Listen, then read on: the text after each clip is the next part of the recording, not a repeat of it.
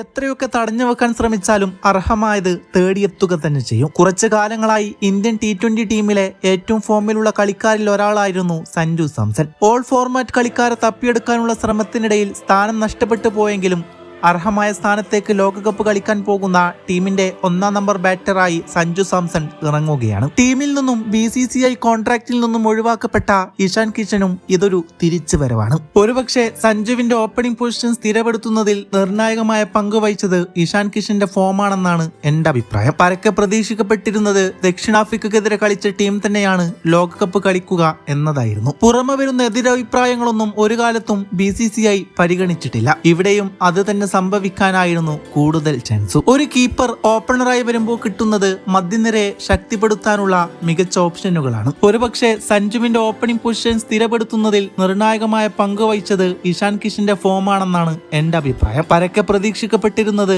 ദക്ഷിണാഫ്രിക്കക്കെതിരെ കളിച്ച ടീം തന്നെയാണ് ലോകകപ്പ് കളിക്കുക എന്നതായിരുന്നു. പുറമെ വരുന്ന എതിരഭിപ്രായങ്ങളൊന്നും ഒരു കാലത്തും BCCI പരിഗണിച്ചിട്ടില്ല. ഇവിടെയും അത് തന്നെ സംഭവിക്കാനായിരുന്നു കൂടുതൽ ചാൻസ്. ഒരു കീപ്പർ ഓപ്പണറായി വരുമ്പോൾ കിട്ടുന്നത് മധ്യനിരയെ ശക്തിപ്പെടുത്താനുള്ള മികച്ച ഓപ്ഷനുകളാണ്. ഇഷാൻ കിഷൻ കൂടി ഫോമിലായതോടെ ഇന്ത്യൻ ടീമിൽ ലഭിച്ചത് ഓപ്പണിംഗിന് ഇറങ്ങുന്ന 2 വിക്കറ്റ് കീപ്പർ ബാറ്റർമാരെയാണ്. അതോടെ ഒരു ബാക്കപ്പ് വിക്കറ്റ് കീപ്പർ, ഒരു ബാക്കപ്പ് ഓപ്പണർ എന്നിങ്ങനെ 2 പൊസിഷനുകളിൽ ഒന്നായി അവർക്ക് ഒഴിവാക്കാനായി. അവിടെയാണ് ചിത്രത്തിൽ എങ്ങുമില്ലാതിരുന്ന റിസർവിംഗ് ആയിരുന്ന റിങ്കു സിംഗിനെ അവർക്ക് ഉൾപ്പെടുത്താനും സാധിച്ചത്. 2-ാം ഓപ്പണറായി ഗില്ലും 2-ാം വിക്കറ്റ് കീപ്പറായി ജിതേഷ് ശർമ്മയും തുടരുമായിരുന്നു. ഫലത്തിൽ ഇഷാന്റെ ഫോം അവനും സഞ്ജുവിനും റിങ്കുവിനും അർഹിച്ച പൊസിഷനുകളിലെത്താൻ സഹായിച്ചിരിക്കുന്നു. ഇനി ന്യൂസിലാൻഡ് സീരീസും ലോകകപ്പുമാണ്. മികച്ച പെർഫോമൻസോടെ അതും നമ്മൾ എടുത്തിരിക്കും. ലോകകപ്പ് സ്ക്വാഡ് പ്രഖ്യാപനത്തിന്റെ ആണിക്കല്ലായത് സൗത്ത് ആഫ്രിക്കൻ സീരീസിലെ പെർഫോമൻസ് ആണെന്നത് വ്യക്തമാണ്. തുടർച്ചയായി പരാജയപ്പെട്ട ശുഭ്മാൻ ഗില്ലിനെ മാറ്റി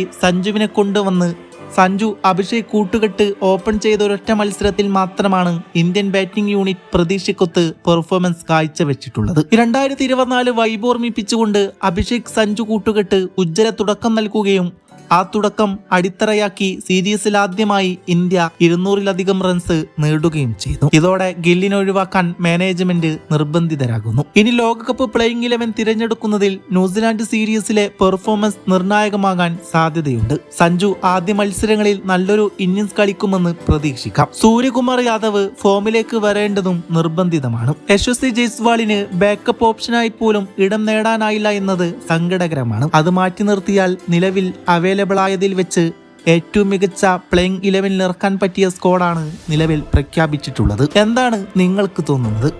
അർഹിക്കുന്ന മറ്റാർക്കെങ്കിലും അവസരം നഷ്ടപ്പെട്ടിട്ടുണ്ട്?